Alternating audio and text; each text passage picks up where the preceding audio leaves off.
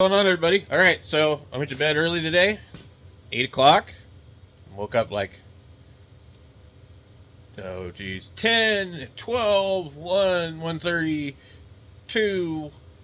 And then at like 2:30 I was like, I'm done. I can't lay here anymore. So we're up. We're out in the shop.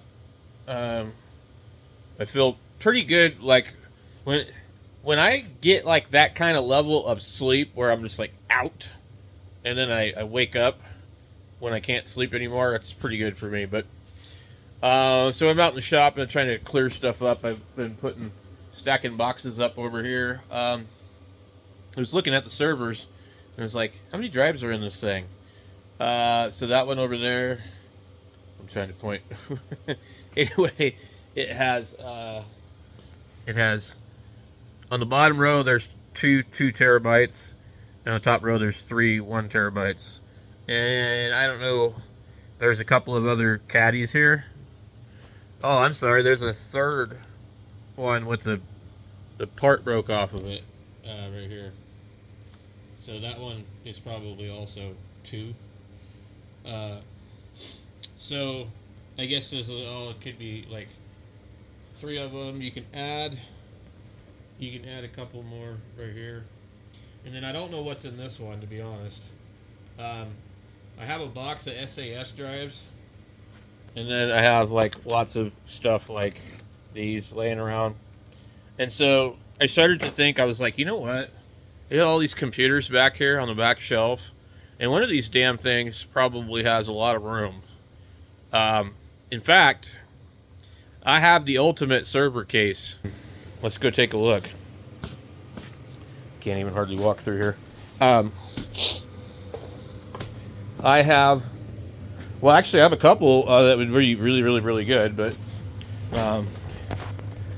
this one here, sitting down here, is the Cooler Master half 920, and that one's got quite a bit of room. So I have this actual server. You know, it's like a forensics server. It's not meant to be like major stuff. I think what it was designed to do was back up a surveillance camera for like testing research. Anyway, this thing has tons and tons of ports in it. Slots. You can fit a lot of drives in there.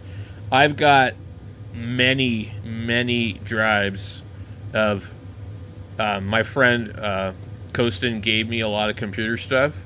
He gave me the servers and some of the other NIC stuff, and lots of hard drives, because he's an IT guy, and I think he's pretty much done a lot of different stuff in the computer field, so if he likes to collect stuff just like me.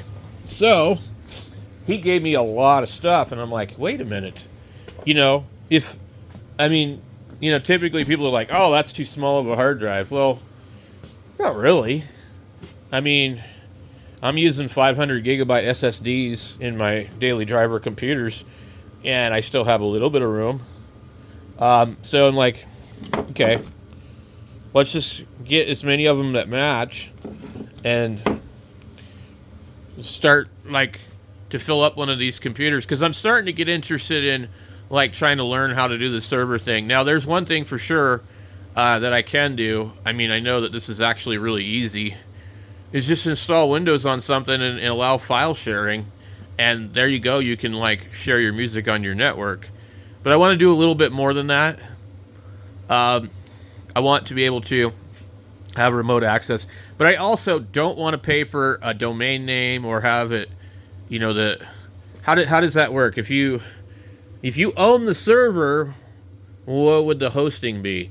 Well, but you have to like basically rent a web address or something, and I don't want to do that. I don't care if it's like some weird address that doesn't have a physical name.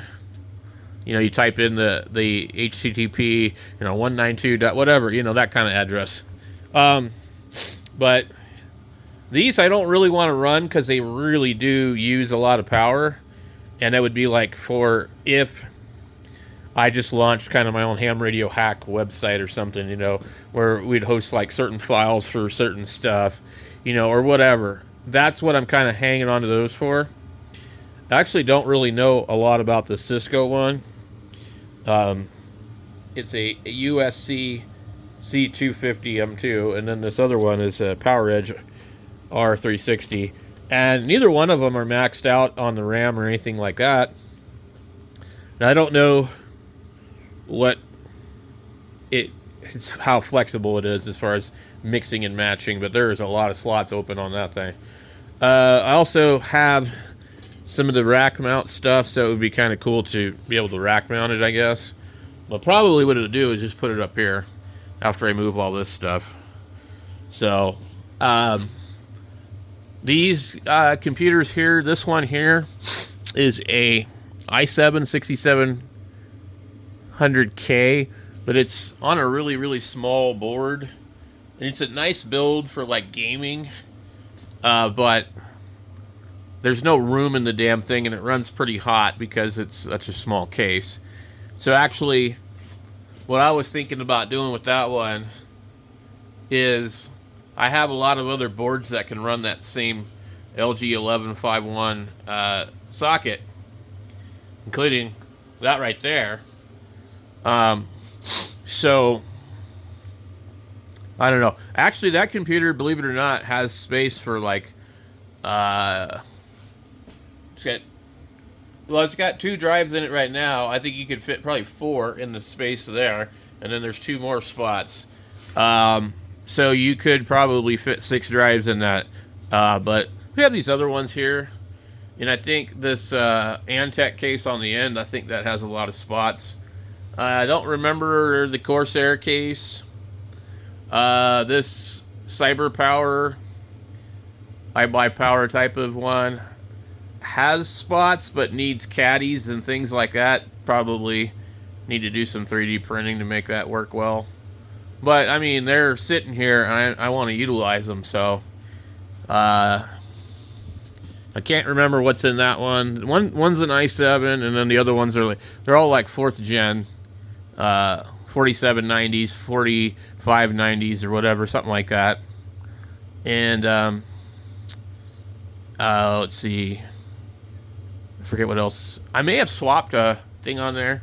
Speaking of swapping, this one has the swapped i3 to an i5 6500. Man, that made a big difference for this thing. But I gotta put it back together. So we're gonna try and get some stuff done today, and hopefully the weather will hold up and we can do some welding today too. So thanks for watching, guys, and that's just kind of my computer related ham shack update.